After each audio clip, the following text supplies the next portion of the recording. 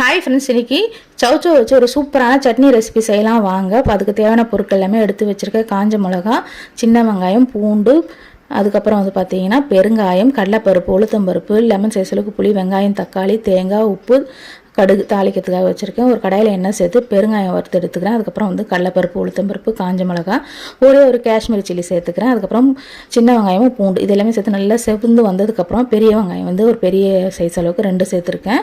அதுக்கப்புறம் அதுக்கு தேவையான அளவுக்கு உப்பு சேர்த்து நல்லா வதங்கினதுக்கப்புறம் தக்காளி, நம்ம எடுத்து வச்சுருக்கிற காய் சௌச்சோ நான் பிக்கு கொடுத்துருக்கேன் எப்படி இருக்குன்னு சொல்லிட்டு இது நல்லா சேர்த்து சிம்லேயே வச்சு நல்லா காய் வேகிற அளவுக்கு வதக்கிக்கங்க. அதுக்கப்புறம் பார்த்திங்கன்னா தேங்காய், புளி சேர்த்து நல்லா வதக்கிட்டு ஆற வச்சுட்டு மிக்ஸி ஜாரில் அரைச்சி எடுத்துக்கலாம்.